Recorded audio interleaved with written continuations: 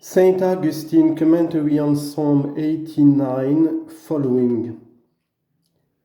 In all these things shall we not rejoice?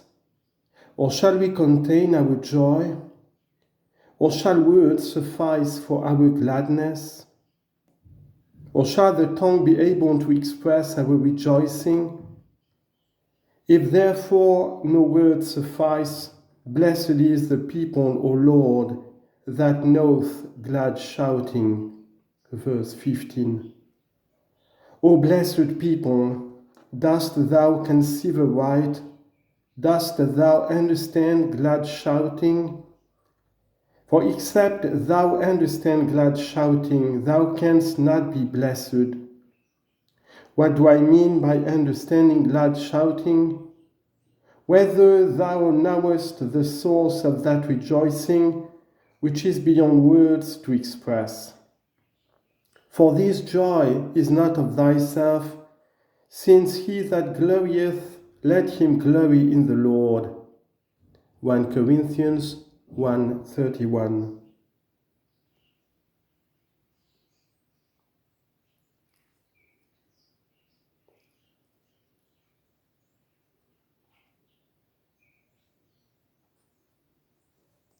Rejoice not then in thy own pride, but in God's grace. See that that grace is such that the tongue fails to express its greatness, and then thou understandest glad shouting. O Lord, they shall walk in the light of thy countenance. They shall rejoice in thy name all the day. Verse 16. That Tabor and Hermon shall rejoice in thy name. All day shall they rejoice, if they will, in thy name. But if they will rejoice in their own name, they shall not rejoice all day, for they shall not continue in their joy, when they shall delight in themselves and fall through pride. That they may rejoice all day, therefore, they shall rejoice in thy name, and in thy righteousness shall they be exalted. Not in their own, but in thine, lest they have a zeal of God, but not according to knowledge. For some are noted by the apostle that they have a zeal of God, but not according to knowledge, being ignorant of God's righteousness, and going about to establish their own, and not rejoicing in thy light, and thus not submitting themselves unto the righteousness of God. See Romans chapter 10, verse 2 and 3. And why? Because they have a zeal of God, but not according to knowledge. But the people who knoweth glad shouting, for the former err from want of knowledge, but blessed is the people not that knoweth not, but that knoweth glad shouting, whence ought it to shout, whence to rejoice, but in thy name walking in the light of thy countenance. And it shall deserve to be exalted, but in thy righteousness. Let every man take away altogether his own righteousness, and be trembled. The righteousness of God shall come, and he shall be exalted, and in thy righteousness shall they be exalted. For thou art the glory of their strength, and in thy good pleasure thou shalt lift up our horns. Verse 17. Because it has seemed good to thee, not because we are worthy.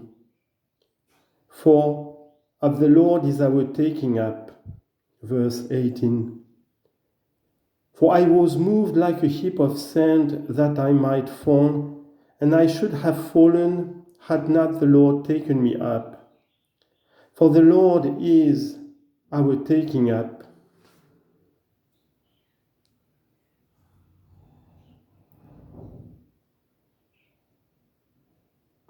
For I was moved like a heap of sand that I might fall, and I should have fallen had not the Lord taken me up.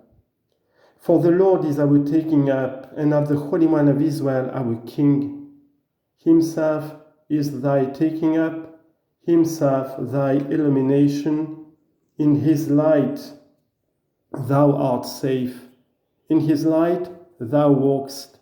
In his righteousness thou art exalted. He took thee up, he guards thy weakness. He gives thee strength of himself, not of thyself. Thou spakest sometime in vision unto thy sons and saidst, verse 19.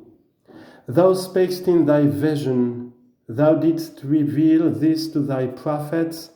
For this reason thou spakest in vision, that is, in revelation, whence prophets were called seers.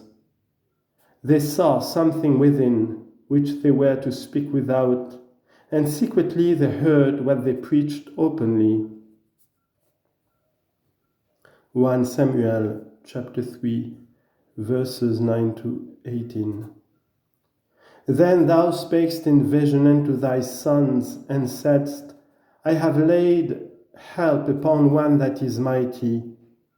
Ye understand who is meant by mighty? I have exalted one chosen out of the people. And who is meant by chosen? One who, ye rejoice, is already exalted. I have found David my servant, that David from David's seed. With my holy oil have I anointed him. Verse 20. For it is said of him, God, even thy God, hath anointed thee with the oil of gladness above thy fellows. Psalm 44, verse 7. For it is said of him, my hand shall hold him fast, and my arm shall strengthen him. Verse 21. Because there was a taking up of man, because flesh was assumed in the virgin's womb. See Luke chapter 1, verse 31. Because by him who is in the form of God is co-equal with the Father, the form of a servant was taken, and he became obedient unto death, even the death of the cross. Philippians 2, 6-8. The enemy shall not be able to do him violence.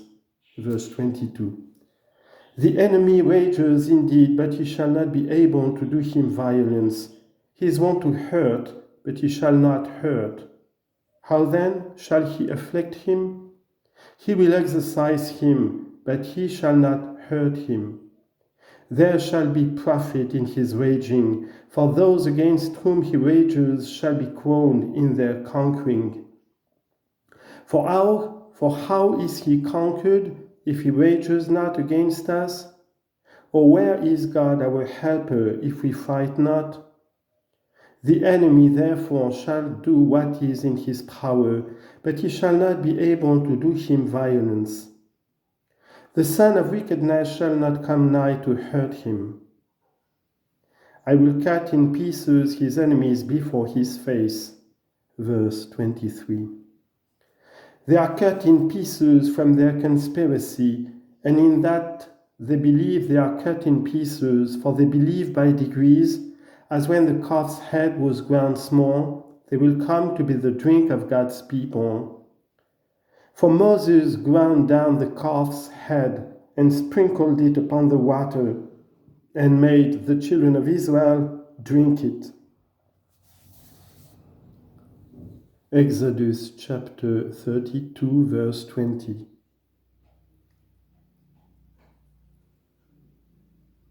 All the unbelieving are ground. They believe by degrees,